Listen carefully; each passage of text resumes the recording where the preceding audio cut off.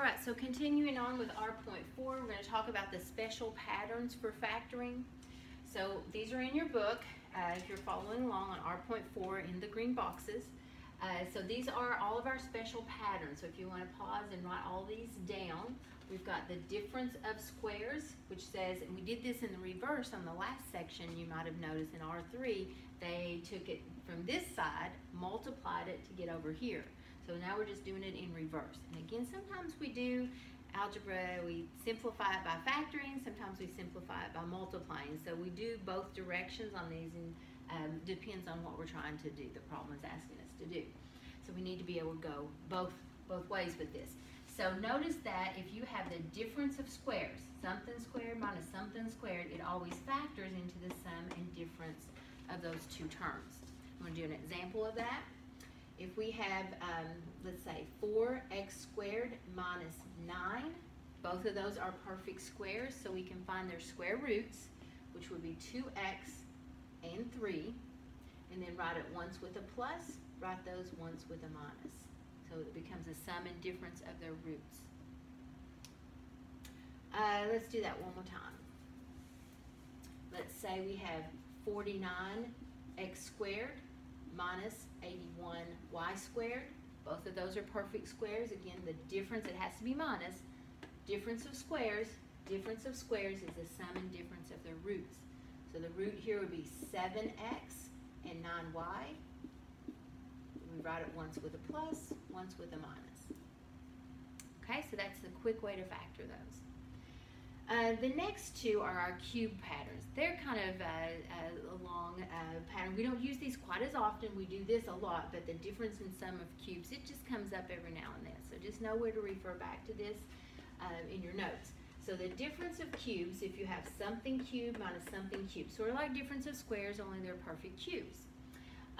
Then we can factor that. It factors into their roots. The first parenthesis is their roots and a minus.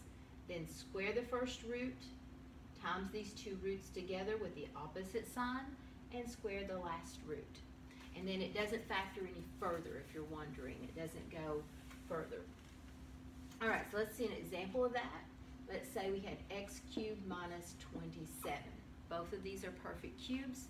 The cube root would be x of x cubed, and the root of 27 is 3, because 3 times 3 times 3 is 27. So it's a perfect cube root. So the pattern says put a minus between those, then square this first root, times the roots together, so 3x, and then square the last root. And then that has it factored, it goes no further.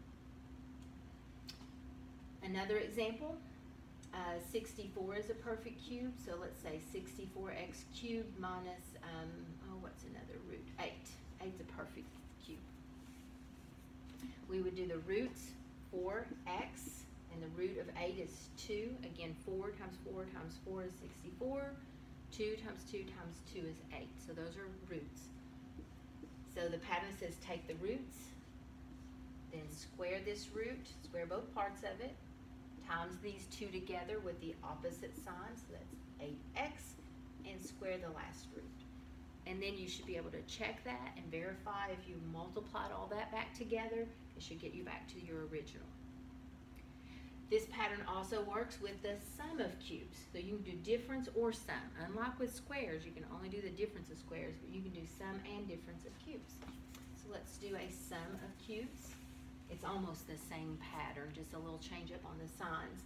So let's say we were doing x cubed plus, what's another perfect cube? Let's do 1,000. So 10 times 10 times 10 is 1,000, so that's got a perfect cube root. So we do the roots, x and 10. And so let's see, the pattern says do your roots and kind of keep your sign. And then for the second parenthesis, you square, times together with the opposite sign, and square. So it's really the same thing we did on the last one, only this time we start with a plus, if it's a plus. So it becomes x squared minus 10x, and then plus 100. All right, and then it never factors any further. That's prime at that point. Okay, then the last special pattern is perfect square trinomials. Again, we talked about that in R.3. When you have a binomial squared, when you square that, you get a doubling of these two terms in the middle. So if you recognize something as a perfect square trinomial, like here's an example of that, you won't have to guess and check. We can see this has something squared there, and this has a perfect square root, x and 3. If those roots were times together and doubled, we would have it. So the pattern says if you recognize you've got a square and those roots doubled, then that's the factoring of that. It'll be just x plus 3 to the second. It also works when you have a minus. Let's say we had x squared minus 8x plus 16. We've got perfect squares on the ends. Their roots are x and 4. If you double 4x, it'd be 8x, so that fits the pattern. Only this time use a minus there. And then that's its factoring. You could also write that as x minus 4 times x minus 4.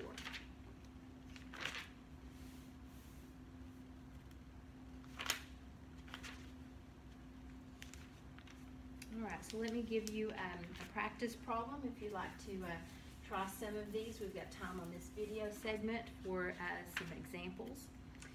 Let me do an example where there's no lead coefficient. Let's say like this.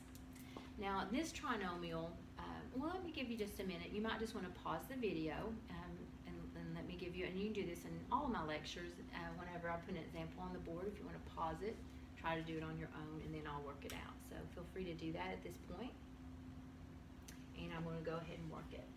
So if you don't have a lead coefficient other than 1, you can just say what multiplies to be negative 6 and combines to be negative 1. You don't have to make as big a production out of it, I guess, and use the guess and check as much because it's just x times x is x squared. So your focus is just on the 6. We need a negative 3 times a positive 2 to multiply to be negative 6.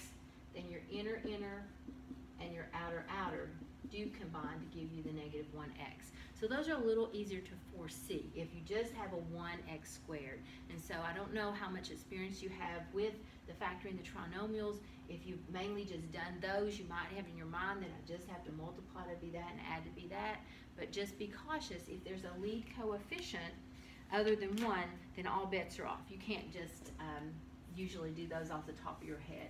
For example, and again, I'll ask you to pause the video and try to work this on your own. So try to get the combination that multiplies to be that. So I'm a guess and checker. So again, without the 1 there, you can't just say multiply to be 12 and add to be 4. That's gone. Whenever you have the 5 or any other number, it's more complicated. And you usually can't foresee what to do. You just have to guess and check or use that method that I mentioned. So I would say 5z times 1z. So my focus for first. Then I would focus for last, again, not having any idea if I'm right or not. And I would FOIL my inner, and outer, and see if that worked. And that is negative 11, and I needed 4, so it definitely did not. So I try moving some things around. Now 5 times 1 is the only way I'm going to get 5, so that's pretty solid there. Maybe 6 times 2. Let's try that. That would be 6z, negative 10z. I'm close at least. Negative 4z. I need a positive 4z. So I've told you to fix that. You just need to switch these signs around. And then check it, and that should work. Now, if you hate that trial and error, the other way to work it, I'm going to go back through that again, an example where we use the master product or the rainbow method, and we say what multiplies to be 5 times negative 12, so that's negative 60, and there's a z squared on it, so a times c, your first and your last term, and what adds to be 4z. So we think through, and you can just start at 1. Say 1 times 60 is 60. And then what about 2? 2 times 30 is 60. 3 times 20 is 60. 4 times 15 is 60. and I'm looking for something that relates to the 4, either adds to be 4 or subtracts to be 4. Actually, I know if it's a negative, they need to subtract because the signs are going to need to be different. So subtract to be 4, and I'm not there yet. 5 goes into 60, like everything goes into 60, I guess. 5 times 12, that doesn't do it. 6 times 10, I finally get there. So 6 times 10 multiplies to be 60, and it would subtract to be 4. Now if I want it to be a positive 4, I need the larger number to be positive and the smaller number to be negative. So there's still some thought that goes into this. But you can kind of finagle with your signs, I guess, after you put it in your parentheses if needed. But it actually is a negative 6 times a positive 10 is negative 60, and negative 6 plus 10 is positive 4. And then if I put the z's on it, my z's would work out. It'd be z squared when I multiplied and z when I added. So that's what I come up with. And so if I use this method, that's not just what goes in my parentheses though, but it does help me get there. I change the middle term, instead of a 4z, I call it minus 6z plus 10z, which is equivalent to 4z. So you change out your middle term to your combo you found here, and then you factor by grouping. So the first 2 and the last 2, in the first 2 you can factor out a z. In the last 2 you can factor out a 2 is the common factor, and you need this to match, and it does. If you're doing this correctly, you'll get a matching set, then you factor out the common set, and then you write the z and the 2, what's left over.